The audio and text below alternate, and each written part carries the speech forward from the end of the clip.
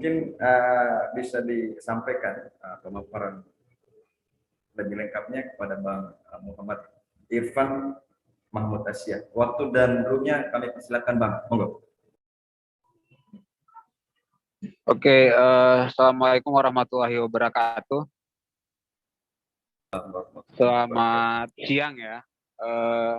Mungkin agak berisik karena tadi lagi di jalan dan saya mampir sebentar di warkop ya, di warung kopi untuk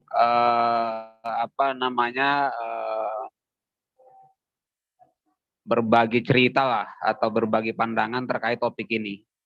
Jadi mohon maaf juga kalau sedikit berisik nanti ya, karena mungkin ada suara musik atau pengunjung lainnya di tempat yang saya singgahi tadi. Baik, sebelumnya sebenarnya yang diundang itu adalah Bang Gom-Gom ya, sekjen dari BMI, cuma karena satu dan lain hal tadi kemudian saya dihubungi kurang lebih pukul 12.00 ya tadi. Ini memang lagi menjadi salah satu topik diskusi yang cukup hangat akhir-akhir ini ya, terkait dengan presidensial threshold. Sebelum masuk ke sana, seperti yang disampaikan oleh moderator tadi terkait dengan pandangan misalnya BMI terkait dengan isu ini atau topik diskusi yang akhir-akhir ini semakin hangat, saya mungkin akan bicara dalam konteks 3 hal ya. Kenapa kemudian PT 20% ini penting kemudian untuk kita tinjau ulang atau kita duduk bersama untuk membicarakannya. Yang pertama terkait dengan apakah PT yang 20% tadi itu yang diatur sebenarnya kan diatur sejak di Undang-Undang berapa 42 2008 ya, di pasal 9 itu memang, dan itu berlaku sejak pemilu 2009. Kemudian 2014 dengan undang-undang yang sama, kemudian 2019 dengan undang-undang yang baru, Undang-Undang 7 2017 di pasal 222. Nah, ini saya bicara dulu dari sisi mungkin sedikit konsep ya, ataupun teoritis ya. Kenapa kemudian PT ini perlu kita tinjau ulang? Yang pertama itu tadi, memang di pasal 222 Undang-Undang 7 2017 itu kan sebenarnya tidak derivatif dengan pasal 6A sebenarnya ayat 3 dan 4 Undang-Undang Dasar 45 hasil amandemen terakhir yang keempat 2002 itu. Nah, sehingga ini kemudian menjadi pertanyaan, harusnya kan setiap undang-undang itu harusnya derivatif dengan konstitusi kita. Nah, ketika ini kemudian diajukan ke MK beberapa kali ya, kalau nggak salah 10 kali atau 13 kali itu diajukan ke MK, memang MK selalu mendalilkan bahwa ini kemudian menjadi semacam penegak policy atau semacam hak dari teman-teman pembuat undang-undang untuk kemudian melakukan itu, sehingga MK kemudian selalu memutuskan ya kembali ke situ lagi, karena ini adalah open legal policy, sehingga ini diserahkan kepada pembuat undang-undang. Nah, tetapi kan harusnya ada hal yang lebih jauh yang kemudian saya berbicara dua ini mungkin sebagai anak politik ya. Kebetulan studi saya memang di ilmu politik, cuma di BMI saya di Departemen Pertanian. Memang ini menjadi persoalan karena kan pemahaman pendek saya sebagai orang yang belajar politik harusnya itu derivatif, tapi kemudian tidak terjadi. Itu yang pertama. Yang kedua, ini terkait dengan apakah pengaturan PT yang 20% di Undang-Undang 7 2017 itu kemudian mengakomodasi aspirasi masyarakat. Sebab begini, memang demokrasi liberal salah satu persoalannya, apalagi seperti kita di Indonesia yang multi partai ini, itu banyak orang yang kemudian bertanya, kalau misalnya semua partai politik itu kemudian mengajukan calonnya tersendiri, itu katanya kebanyakan atau akan menimbulkan persoalan-persoalan baru. Nah, tetapi kan sebenarnya kalau kita tarik jauh ke belakang, ini kan sebenarnya akar masalahnya adalah di partai politik.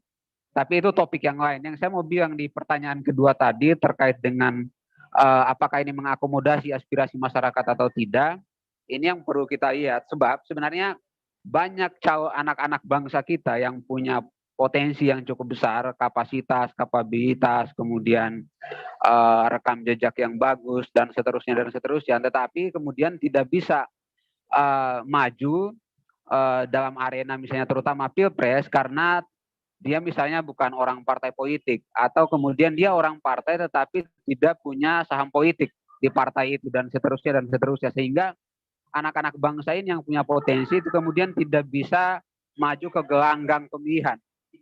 Nah, di sisi lain sebenarnya kan kita selalu mendorong bahwa sangat penting posisi-posisi top eksekutif apalagi orang nomor satu di Republik ini itu memang diisi betul-betul orang yang kemudian punya kapasitas, kapabilitas, track record, rekam jejak yang bagus dan seterusnya. Yang kemudian dia bisa membawa negara ini bisa misalnya lepas landas menjadi negara industri dan seterusnya.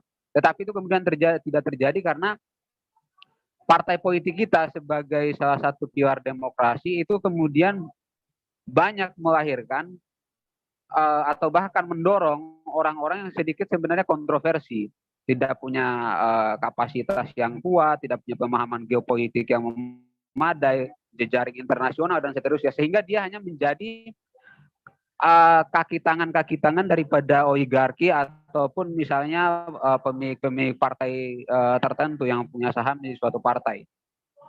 Nah, ini menjadi penyakit demokrasi kita sebenarnya terutama di negara-negara dunia ketiga ya. Nah, masalah ini tentu harus kita pikirkan bersama ke depannya.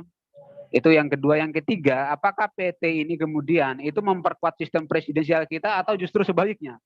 Kalau kita perhatikan riset-riset terbaru termasuk laporan KPK, ini sebenarnya dengan PT ini sebenarnya justru memperburuk kualitas demokrasi kita ya. Kalau kita lihat tulisannya Marcus Metzner misalnya yang terbaru, dia seorang asosiasi profesor dari Australian National University, itu memperlihatkan memang karena dengan sistem daftar partai terbuka yang kemudian kita ambil atau kita lakukan sejak pemilu 2004 itu kemudian membawa implikasi termasuk misalnya dalam konteks pendanaan partai politik kita.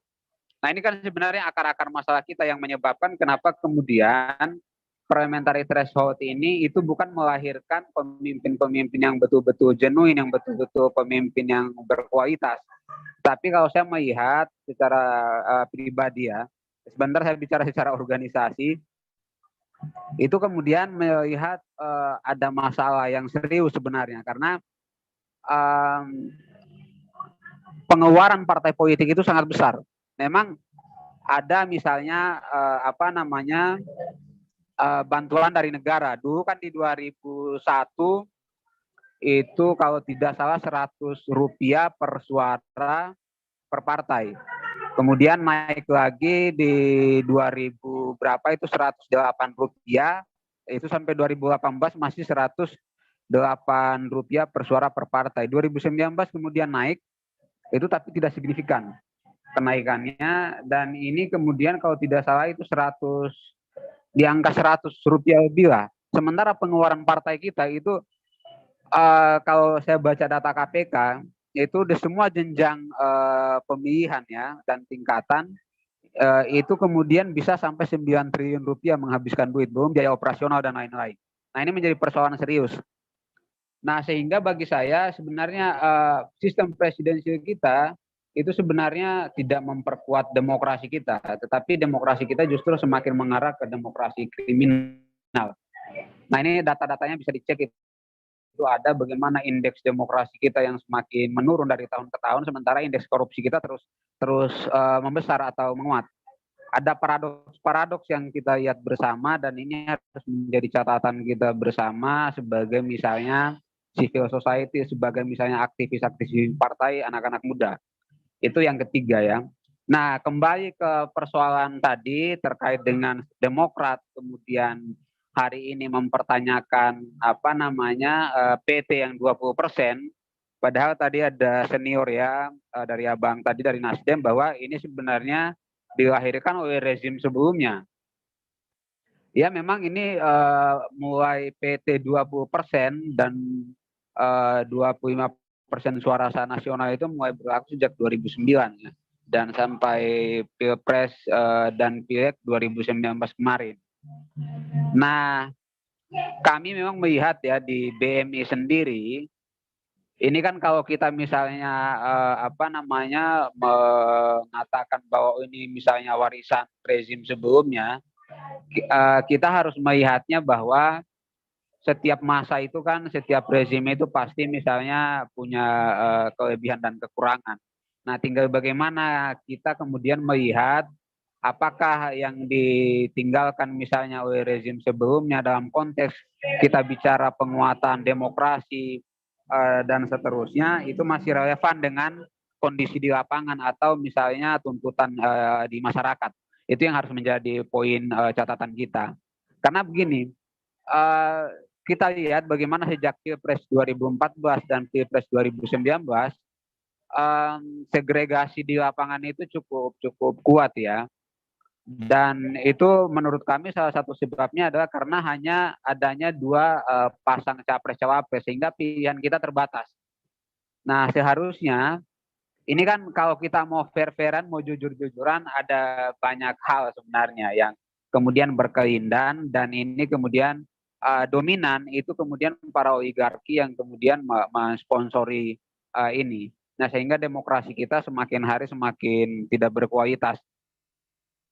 Yang kedua, memang kami sendiri di misalnya BMI Demokrat melihat bagaimana misalnya 5 tahun terakhir ini demokrasi kita semakin tidak sehat ya, semakin tidak berkualitas, dan itu angka-angkanya bisa dilihat, bahkan data dari pemerintah sendiri, data dari berbagai lembaga internasional dan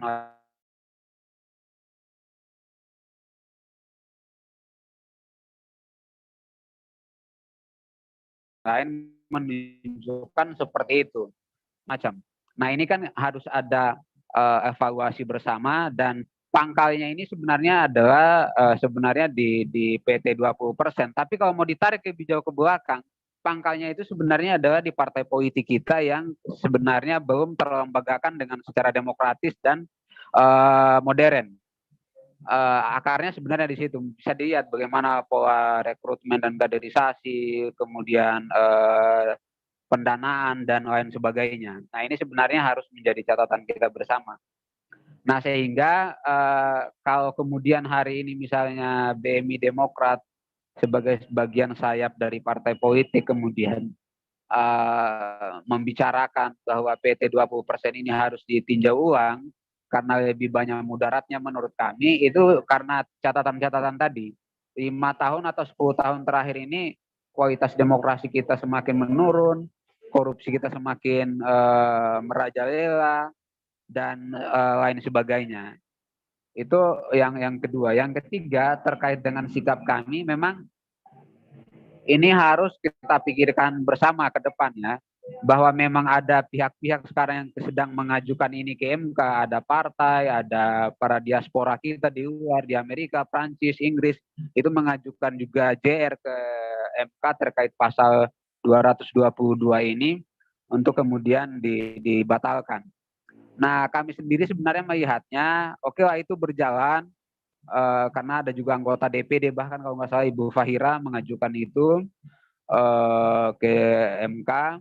Kami melihatnya sebenarnya catatannya yang paling penting adalah bagaimana ini harus ada kejujuran kita bersama melihat data-data atau fakta-fakta di lapangan yang terjadi.